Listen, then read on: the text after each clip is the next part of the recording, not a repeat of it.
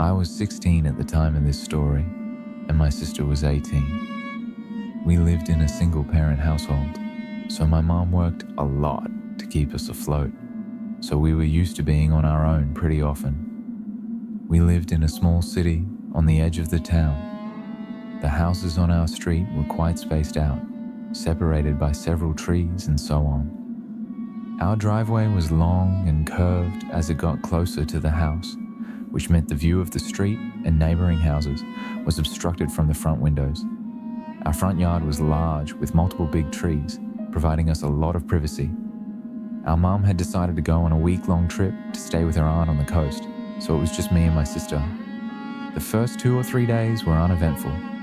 I went to school, my sister went to work, we came home, and mostly spent the evenings fighting over who was going to use the computer. We were poor back then, and only had one computer to play on. The following night, something strange happened. Just as the sun was setting and it was beginning to get dark, I was in the living room while my sister was on the computer in the office when I heard a car slowly coming up the driveway. At first I thought it was my mom coming home early, which I admit disappointed me for a moment, but it didn't sound like a car. I was able to get a view of the car from where I was sitting on the couch through the window, but I didn't recognize it. It was old, dirty, and faded, and I couldn't make out the driver through the windows.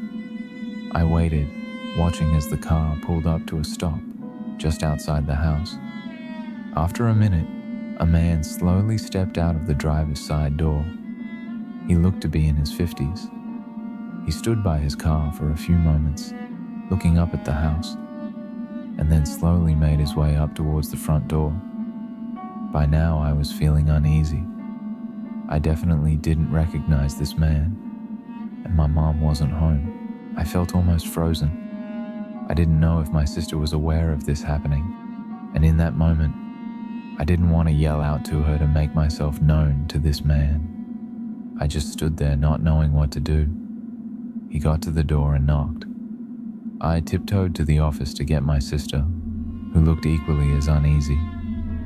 We just stood there in the hallway, eyes staring at the door, neither of us wanting to answer. Even though I'm the youngest, my sister was quite reserved compared to me, so after a few moments I worked up the courage to open the door just a crack. Luckily we had a chain, so I made sure to fasten it before I opened the door. I opened the door and said, "Can I help you?" The man at the door smiled.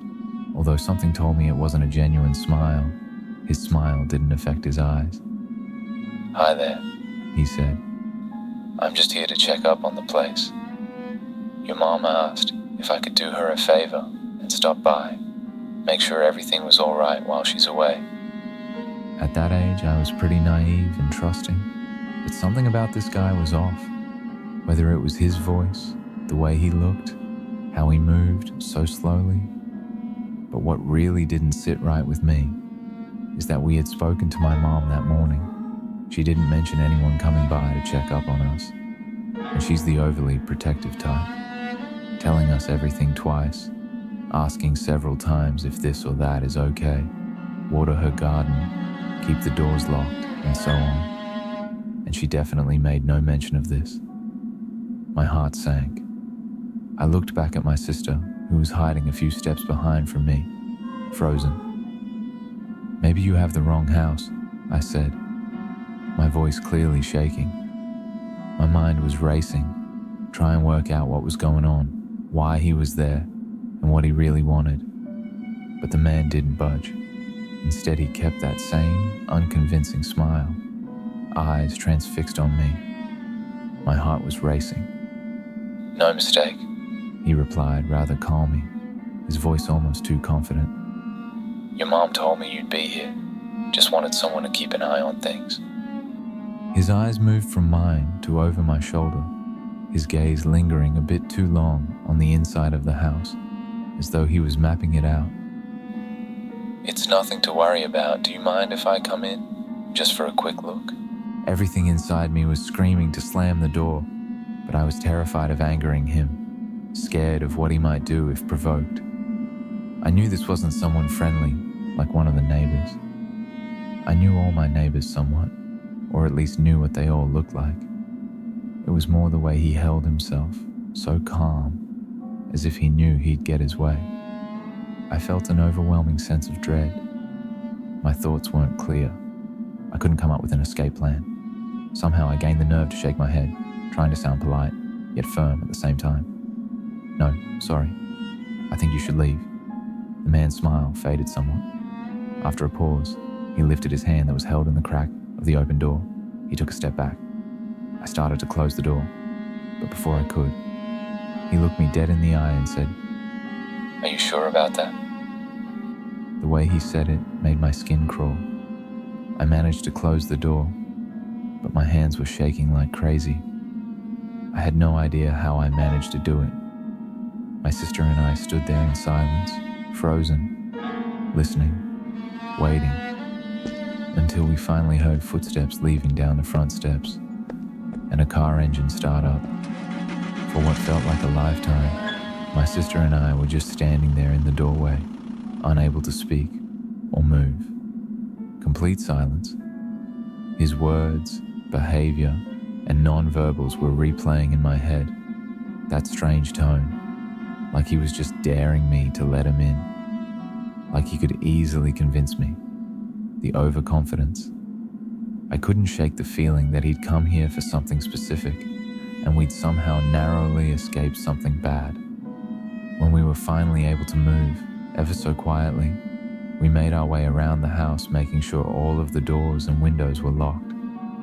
I still didn't feel safe, and I barely slept until my mom returned.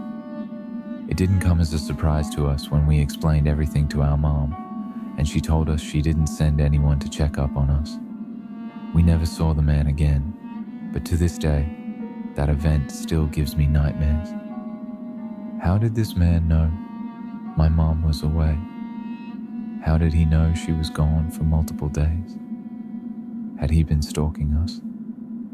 I've never been able to find answers to those questions, and it still haunts me. Although it doesn't seem like it, this happened quite a while back, probably over 10 years ago. I was in the later years of high school and was home alone. My parents were at a wedding that required them to stay at a hotel, and my brother worked the night shift. At that time, my family lived in a very well-known East Coast city in a blue-collar neighborhood that was starting to take a nosedive. As a teenager, I was a bit of a loner. I wasn't a nerd or anything. I was a big dude who had friends and went on dates, but I'm a natural introvert, so I cherished the rare alone time that I got. That weekend, I was looking forward to engaging in my normal empty house routine. Play some PlayStation on the big screen TV, then order a late takeout dinner, pizza or Chinese, and then around 2 a.m., fall asleep on the couch with my old dog, Cecil. Cecil was a beagle who was really old and had been in our family for about 8 years.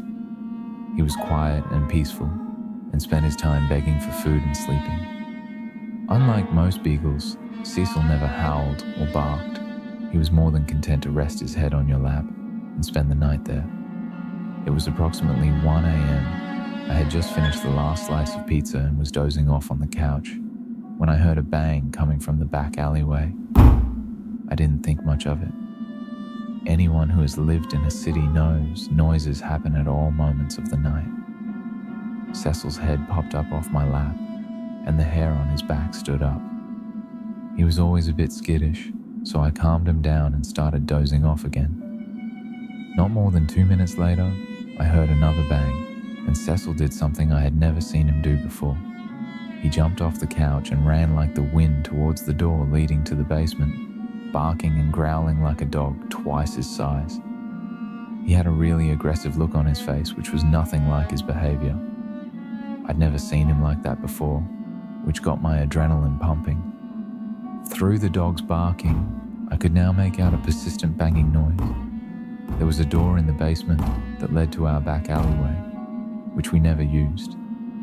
It was old and rusted and was hard to open, even with a key, and it made a lot of noise.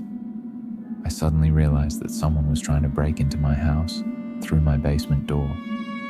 For anyone who hasn't lived in a bad neighborhood, If someone tries to get into your house and moves on after they realize the door is locked, they want your stuff.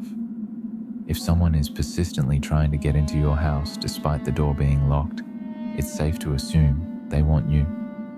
Knowing this, I ran upstairs to grab a heavy wooden baseball bat that I always keep under my bed for situations like these. Then I headed down to my basement. I probably should have ran, but I was a macho teenager with a tough guy complex, and I had nowhere to go. While I was heading down the stairs to my basement, Cecil ran past me with the speed and aggression of a dog half his age. Suddenly, I heard a man's voice say, "Oh shit," and the banging stopped. I didn't call the cops or anyone else, which was probably the dumbest thing I've ever done. I just sat up for the rest of the night with a bat in hand. My brother came home that morning, and I told him what had happened. We went to the basement door to take a look, and when we gave it a tug to open it, the whole door fell off. This psycho was one good shove away from getting in my house, but old Cecil scared him off. I'm pretty sure that lazy fat old dog saved my life. A few years back, we had to have him put down because he just had no will to live anymore. Before the injection, I got a moment alone with him. I thanked him one last time for his friendship and for what he did that night. At this point, I was a grown man with a wife and kids. I'm convinced none of that would have happened without old Cecil,